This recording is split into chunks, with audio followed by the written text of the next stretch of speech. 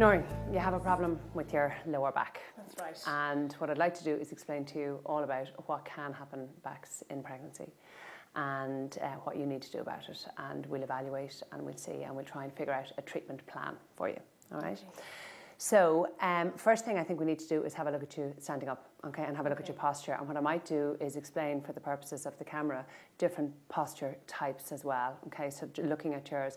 But I might just ask you to go into the two different posture types, which would be the main posture types in pregnancy, for purposes of explanation, all right? Can you stand up for me? Okay. So if you stand with your back to me there, okay, and first thing I'm going to be looking at, and if we have a look at your positioning of your hips and your lumbar spine and your thoracic spine, and when you have back pain, they're the main things that I want to look at.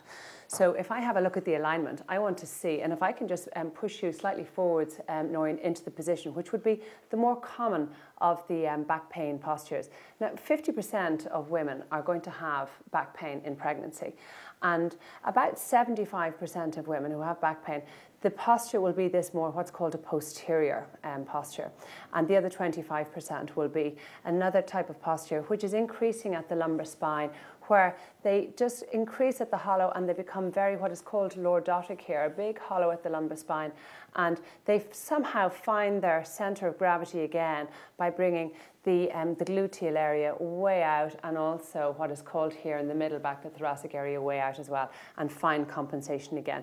But again, much more common would be this, what we sort of described as sort of hanging down off the hips.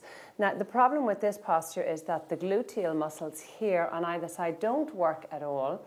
The thoracic spine gets extremely stiff, and you end up loading a lot through your lumbo-sacral spine, and that's your lumbar spine and your sacrum, and you end up loading a lot through there.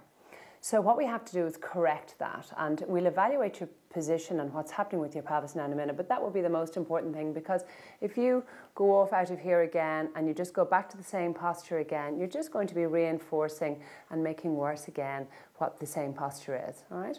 So first thing I want you to do, I want you to imagine you're just pushing up through the ground, as if pushing away from the ground. And to a certain extent, that just brings your gluteal muscles, or your buttocks, just back slightly.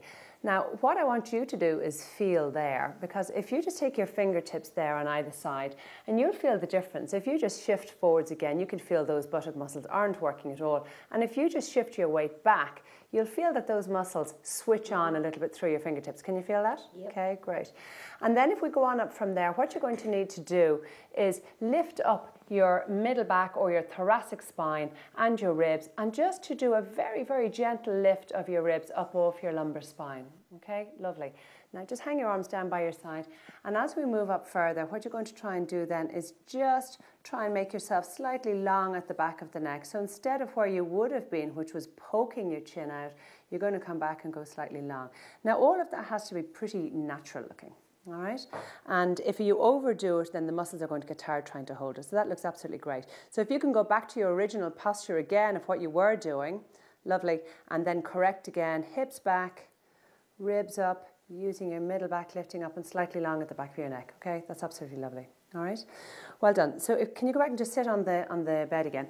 I just need you to practice that, okay, and use a mirror if necessary. Okay, it's really nice to use a mirror. Use the opportunity if you're passing by a mirror, passing by shop mirrors, shop windows, and people often say if they see themselves in a photo, and they really just use that opportunity just to correct themselves as well.